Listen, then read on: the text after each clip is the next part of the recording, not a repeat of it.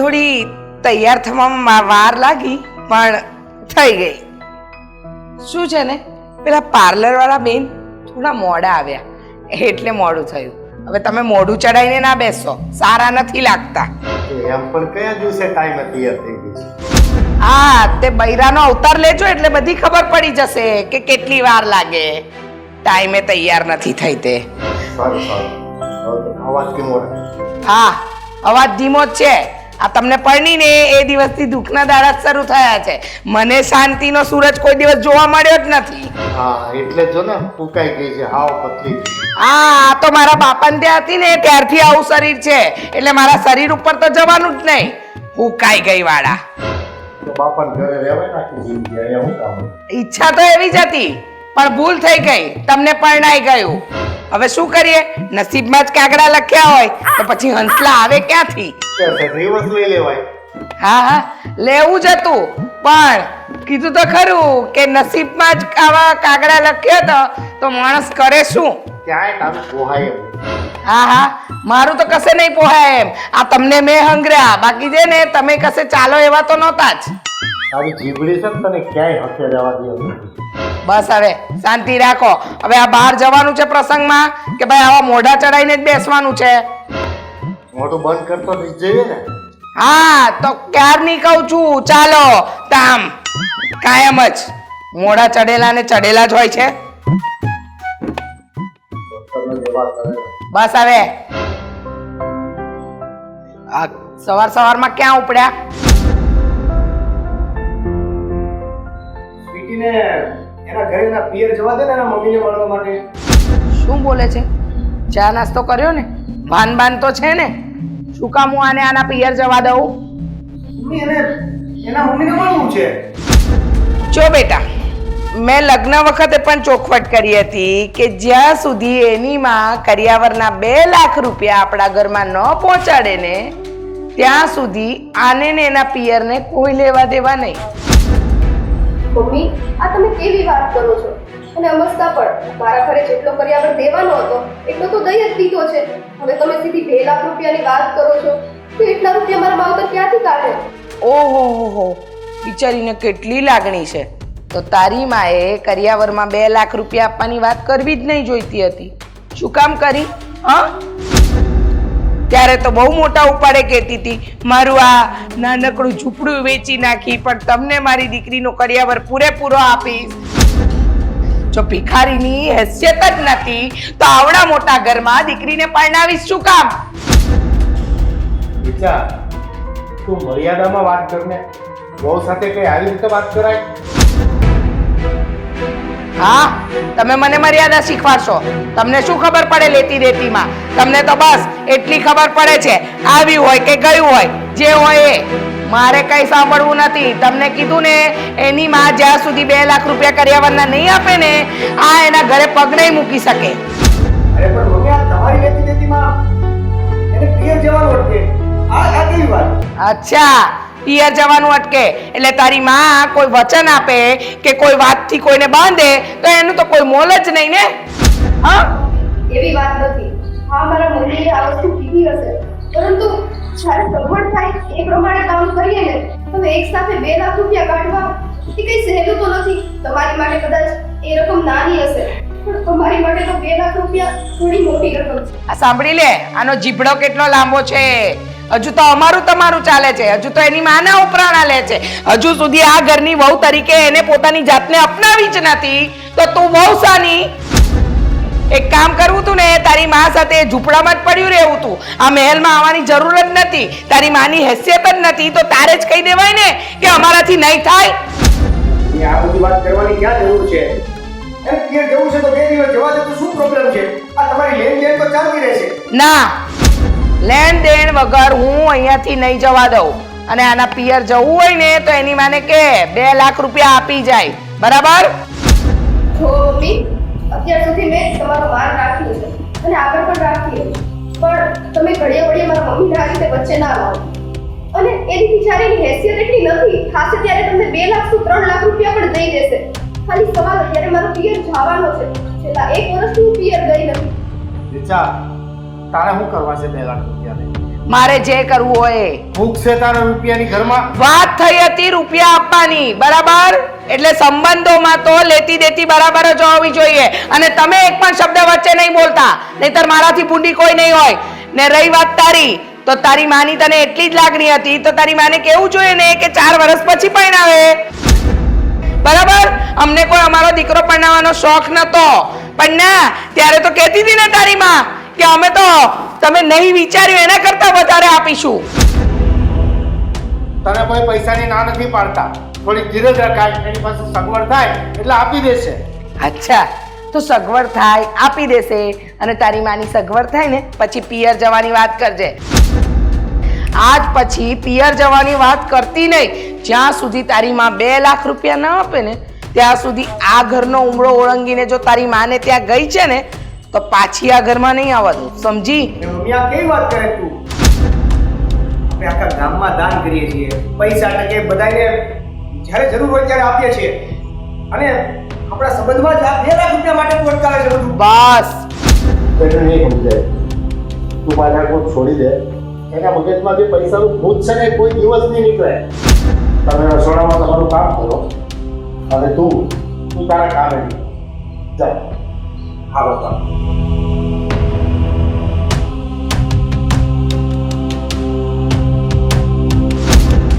હું જાઉં છું, આવવું હોય ને તો આવજો. અરે પણ રીચા એક મિનિટ.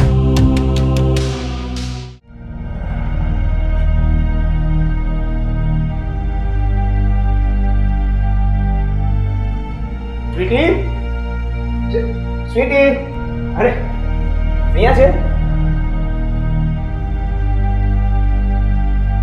બોલો, કેમ નારાજ છે? શું લાગે છે મારા મોઢા ઉપરથી? નારાજ જ લાગુ છું ને? જો સ્વીટી, હું સમજુ છું કે મમ્મી ખોટું કરી રહ્યા છે, પણ સમજવાની કોશિશ કર. હું મમ્મીને કંઈ ના કહી શકું, પણ સમજાવીશ, મને વાત કરીશ. એવું નથી, સમજાવો, વાત કરો, પણ તમને ખબર છે ને હું છેલ્લા 1 વર્ષથી પિયર નથી ગઈ. મમ્મીએ મને 1 વર્ષથી પિયર નથી જવા દીધી. દર વખતે મારી મમ્મીને ખાલી મનાવવાના જ. રાઈટ છે, હું સમજી શકું છું કે તારે પિયર જવું છે, તારા મમ્મીને મળવું છે, અને માને કોને ના મળવું હોય. પણ હવે અહીં સિચ્યુએશન એવી છે કે હું અત્યારે મમ્મીને કંઈ નથી કહી શકું એમ. કેમ? એવી કઈ સિચ્યુએશન છે કે કઈ કહી ના શકાય? હવે હું તને કેમ કહું, પણ હું મમ્મીને સમજાવીશ, નિરાતે બેસીને મમ્મીને સમજાવીશ કે તને પિયર જવા માટે હા પાડે. જો સમજાવવાનું હોત ને તો અત્યાર સુધી સમજાવી દીધું હોત, અને માનવા વાળા માની જ ગયા હોત. પણ નહીં, તમારે તો મોઢામાંથી કઈ બોલવું જ નથી. દર વખતે જો હું મમ્મી સામે બોલું એટલે મારે જ સામે થવાનું થાય અને આંખે થવાનું થાય. તો હું બોલીશ તો શું થશે? શું થશે એટલે તમે એના દીકરા છો યાર, તમે તો સમજાવી શકો. એક વહુ તરીકે હું ન સમજાવી શકું. તમને તો તમારા મમ્મી ઓળખે ને, તમારી તો વાત માને ને. જો કેવું છે કે તારે વર્ષ દિવસ થઈ ગયો ને મમ્મીના ઘરે જવું છે, બીજું કંઈક કારણ હોત ને તો હું પણ તને એવી રીતના સપોર્ટ કરત કે મમ્મીને તાત્કાલિક કહીશ ને તને મોકલી દે. એ જવાવાળા છે ને 2-2 મહિને જાય છો. આ તો હું સારી કહેવાય કે વર્ષ દિવસ સુધી રાહ જોઈ છે. એના માટે તને હું ક્યાં ના પાડું છું. તું આટલી સપોર્ટિવ છે, મારા માટે ખુશીની વાત છે. પણ હવે તે આજે જે જીદ કરી છે એ માટે હું સમજાવીશ ને મમ્મીને. સારું, પહેલો ને છેલ્લો ચાન્સ છે, તમે સમજાવી લો. બાકી હવે છે ને હું મમ્મીને પૂછવા નહીં રહું, હું પિયરે જતી જ રહીશ. જો વધારાનો કોઈ ઝઘડો કરવાની જરૂર નથી, અને મને ખબર છે કે તું એવો ઝઘડો થાય એવું કરીશ પણ નહીં, બરાબર? હા, તો તમને બધી ખબર જ છે. બાકી ઝઘડો કરવો હોત ને તો અત્યાર સુધીમાં મેં કરી નાખ્યો હોત. પણ હું એ ઈચ્છું છું કે ઘરમાં શાંતિ રહે, તો પછી શાંતિથી મમ્મી મારી વાત માની જાય એવું થવા દ્યો ને. હા, પણ શાંતિથી થોડો સમય આપીશ ને તો હું મમ્મીને સમજાવીશ અને મમ્મી માની જશે. અને માની ગયા પછી તું તમ તારે 2 મહિના રોકાજે મમ્મીને ત્યાં. બસ હો, 2 દિવસ રોકાવા મળે ને તોય ઘણું છે. કેમ કે 2 મહિના છે ને આ ઘરમાંથી કોઈ મને બહાર જવા દે એમ નથી. હા, તો હું જ કહીશ ને, હું જ કહીશ. હા તો બસ, તો તમારી ઉપર તો છે. તમને આવીને 10 વખત વાત કરીએ તોય તમારે 1 વખત સમજવાની હોય છે. તો પછી તમે મમ્મીને કઈ રીતે સમજાવવાના? અરે સ્વીટી, હું મમ્મીને મારી રીતે સમજાવી લઈશ, પણ તું અત્યારે જે તારો ફેસ કરીને બેઠી છે ને એ થોડું સ્માઈલ વાળું હોય ને તો મને સારું લાગશે. કેટલી સ્માઈલ કરું હે? જો પાછી તું ટોન્ટ મારવાની શરૂ કરી દીધી. તો મારે જ ને ક્યાં જાય, તમને ખબર જ છે. દરેક છોકરી જ્યારે છે ને સાસરે આવે ત્યારે એની એવી ઈચ્છા તો હોય જ તે કે માયકું તો માયકું જ કહેવાય હો, ત્યાં તો એને જવાનો હક છે જ તે. આ તમારા મમ્મી સમજતા નથી ને એટલે મારે આ બધું કરવું પડે છે. તો પણ મમ્મી ક્યાં તને જવાની ના પાડે છે? અત્યારે જવાની ના પાડે છે ને. હવે 1 વર્ષ થયું, 1 વર્ષથી હું કહું છું કે જાવું છે જાવું છે, દર વખતે કંઈક નું કંઈક કારણ વચ્ચે આવી જાય. પણ તારે જ્યારે જવું હોય ને ત્યારે કંઈક ને કંઈક આપણા ઘરે પ્રસંગ હોય કે કંઈક ને કંઈક કામ હોય, તારે જવાનું પણ ત્યારે થાય છે એટલે મમ્મી ના પાડે છે. નહીં, મારે જ્યારે જવાનું થાય ને ત્યારે જ પ્રસંગ ગોઠવાય છે. બરાબર છે? હવે તું ઊંધું લઈ રહી છે. નહીં, ઊંધું નથી લેતી, બધું બરાબર જ ચાલે છે. જો સ્વીટી, તું પ્રેમથી સમજ. હું મમ્મીને સમજાવવાની કોશિશ કરી આ શકું. વસ્તુ તમે તમારા મમ્મીને પ્રેમથી સમજાવો, દર વખતે છે ને મારી ઉપર ના નાખો. બોલો, તારે મારી વાત પણ સમજવી નથી. હવે તું એમ કહે છે કે મમ્મી સમજતા નથી. સમજીને એટલે જ અહીંયા ટકી રહી છું, બાકી ક્યારની થેલા લઈને ભાગી ગઈ હોત. આવું બધું કહેવાની ક્યાં જરૂર છે? હે, આવું બધું કહેવાની ક્યાં જરૂર છે? હા તો શું કરું? કેટલી વખત કીધું કે જાવું છે પણ નહીં, બસ આ ઘરની જવાબદારીઓ એની ઉપરથી ઊંચા આવીએ તો કંઈક બીજા કામ કરીએ ને. એ બાપા, હું છે ને મમ્મીને આજે જ સમજાવીશ, હે ને? પછી તમે તમારે નિરાતે મમ્મીના ઘરે જઈને રોકાઈને આવજો. બસ આમ પ્રેમથી કહેવાનું. જાઓ હવે, અત્યારે ઊભા છો શું? તો સમજાવો, જાઓ મમ્મીને. મને છે ને સાંજ સુધીમાં સમય જોઈએ, હું કહી દઉં છું. હા તો બરાબર છે, બાકી મારે અત્યારે ઓફિસ જવાનું મોડું થાય છે. હા તો તમારું ટિફિન તૈયાર જ છે, હો ને? લાવું છું, જાઓ. જા ચાલ, હું બૂટ પહેરું ત્યાં. હા, ટિફિન દેવાની નથી, મમ્મીને સમજાવી દઉં પછી વાત. રાહ જોયા કરો.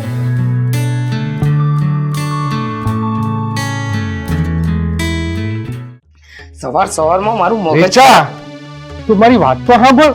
હું શું તમારી વાત સાંભળું? હા, શું વાત સાંભળું? અરે તું આ પૈસાની જીત પકડીને બેઠી છે તો થોડી ધીરજ રાખને, આપી દેશે તને.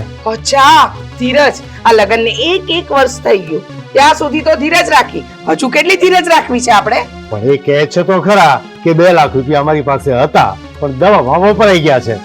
અચ્છા, દવામાં વપરાઈ ગયા હતા તો પહેલા જ આપી દેવા જોઈએ ને.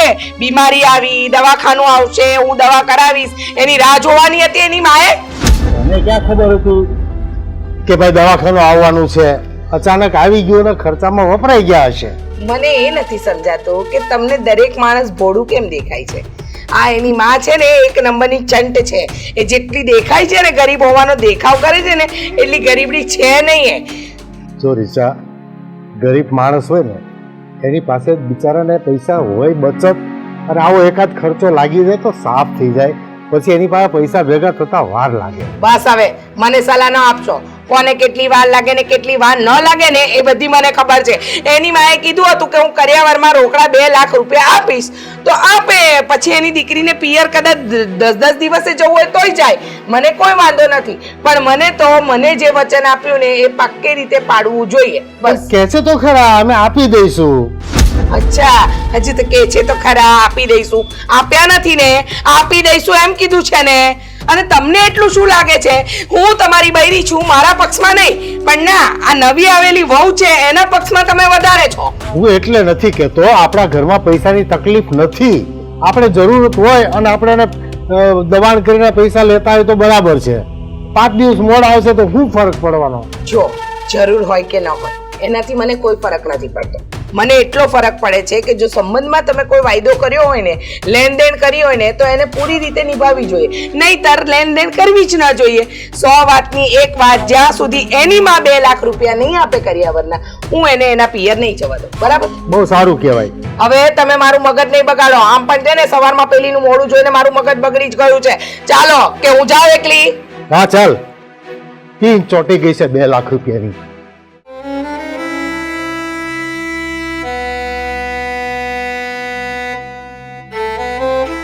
અમારી માં અમારી હામું ક્યારે જોહે?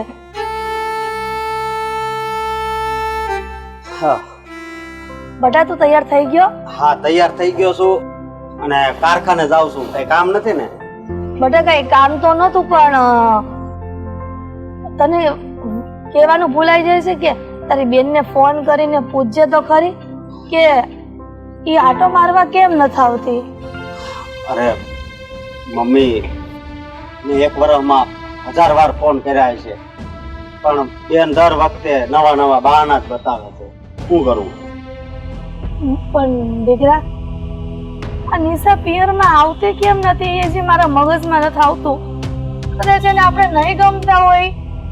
મમ્મી એવું થોડું હોય, ગમતા તો હોય જ ને, સમજ્યા? પણ મને તો બહુ ચિંતા થાય છે ઓ નિશાની. આપણે એને હારે વળાવી ને ત્યારે એને આવું બોલી કઈ રીતે કે મારી દીકરીને થોડા મહિને એને આટો મારવા મોકલજો, પણ આ ખબર નથી પડતી કે એને કેમ નથી મોકલતા. મમ્મી મારે કહેવું તો નહોતું, પણ આજ તમને કહી જ દઉં. હા કેમ દીકરા, હું કહેવાનો હતો. બહેનના લગ્નમાં કરિયાવરમાં તમારે રોકડા 2 લાખ આપવાના હતા, ખબર છે? એ તમે હજી સુધી નથી આપ્યા. આના કારણે જ એના સાસુ એમને આવવા નથી દેતા. ના ના દીકરા, એવું કઈ ન હોય.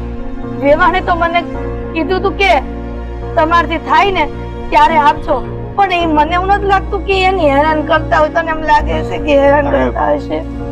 હા મને ખબર છે, આ પૈસાના કારણે જ એને અહીંયા આંટો મારવા નથી આવવા દેતા.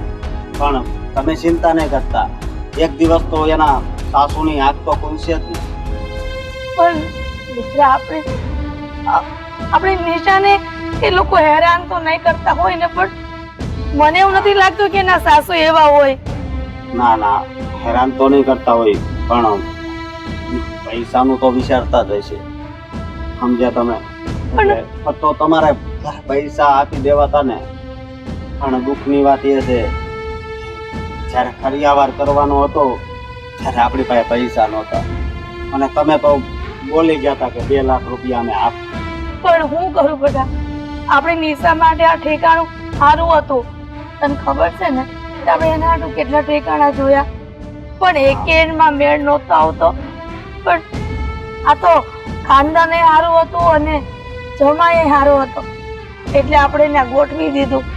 પણ અશોક, આપણે ગમે તેમ કરીને પૈસાની વ્યવસ્થા કરીને વેવાણને આ પહોંચાડી દેવું.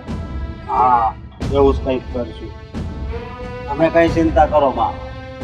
એક દિવસ તો એમને અહીંયા આવવું જ પડશે, અને એના સાસુ પણ નહીં રોકી શકે. આ તો માનો જીવ છે, દીકરીનું પેટમાં બહુ દાજે. ખબર છે ને, નાની નાની ઢીંગલી હતી ને ત્યારે તારું અને મારું કેટલું કામ કરતી. એને સાસરે મોકલવાનું મારો જીવ નહોતો હાલતો, પણ શું થાય, દીકરીને આખી જિંદગી કઈ ઘરમાં થોડી રખાય? નહીં, ઘરમાં તો ન જ રખાય. દીકરી તો પારકી થાપણ કહેવાય ને. 20 વર્ષ વધીને 22 વર્ષ પછી તો એના સાસરે વળાવવી જ પડે. પણ દીકરા, તું જમાઈને ફોન કર કે મારી બેન શું કરે છે. સાચું કહું ને તો મને નિશાને બહુ ચિંતા સતાવે છે. હું આ બનેવીને ફોન કરું છું, પણ એ એમ જ કહે છે કે હું બહાર છું, પછી ફોન કરું, પછી કઈ એનો ફોન આવતો નથી. તું એક કામ કર, તું નિશાની ઘરે જઈ આવ તો હાલે ને? હાલે. તમને ખબર છે ને કે મારા કારખાને અત્યારે નથી રજા પડાય એમ, અત્યારે મંદી હાલે છે. અત્યારે એક રજા પાડું ને તો મારી જગ્યા પણ વહી જાય.